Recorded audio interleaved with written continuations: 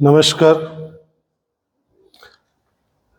78મા રાષ્ટ્ર પર્વની સ્વતંત્ર પર્વની સૌને ખૂબ ખૂબ શુભેચ્છાઓ.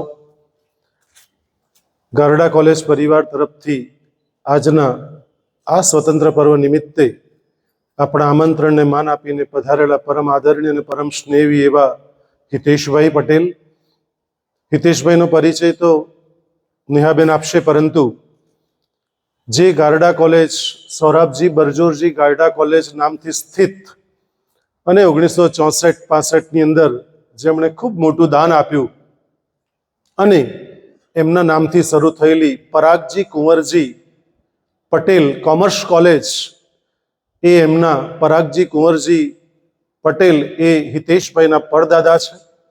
એમણે મોટું દાન આપ્યું એટલે આપણને તક આ વખતે પ્રાપ્ત થઈ ગઈ સુનિલભાઈ થ્રુ કે અહીંયા જ છે તો તમે હિતેશભાઈને બોલાવો, અને મેં તરત જ એમનો ફોન નંબર લઈને ફોન કર્યો ને હિતેશભાઈ પધાર્યા છે. એટલે પરમ આદરણીય હિતેશભાઈ, મારી સંસ્થાના વાઇસ પ્રિન્સિપલ ભાઈ શ્રી મહેશભાઈ, ભાઈ શ્રી હિતેશભાઈ, મારી ભગીની સંસ્થા આપણા ગારડા કોલેજ ટ્રસ્ટની જ બીપી બારિયા સાયન્સ ઇન્સ્ટિટ્યૂટના આચાર્ય એવા ડૉક્ટર ફરીદાબેન મિનોચર હોમજી, આપણી બીજી ભગીની સંસ્થા અને તેના આચાર્ય એવા ડૉક્ટર શહેનાઝ બિલ્લીમોરા મેડમ, બંને કોલેજના વાઇસ પ્રિન્સિપલ ભાઈ શ્રી અલ્કેશભાઈ, બેન શ્રી બુહારીવાલાબેન, તમામ અધ્યાપક મિત્રો બંને અને ત્રણ કોલેજના અને તમામ વિદ્યાર્થી મિત્રો, આજે જ્યારે 78મો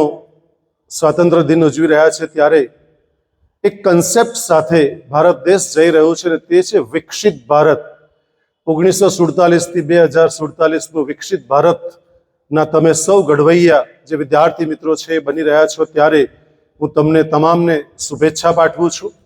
અને એક એવા સ્વતંત્ર વીર, અને ડે બાય ડે હવે એવા વિદ્યાર્થીઓ જોઈશે, માત્ર ને માત્ર નોકરી નહીં પણ ભારત દેશ માટે કંઈક કરી છૂટવાની ભાવનાવાળા બચ્ચાઓ જોઈશે. ત્યારે તમે દિશામાં પ્રગતિ કરો તેવી આજના 78મા સ્વાતંત્ર્ય પર્વ નિમિત્તે હું તમામને શુભેચ્છા પાઠવું છું. જય હિન્દ, જય ભારત, જય જય ગુરુદેવ. ધન્યવાદ.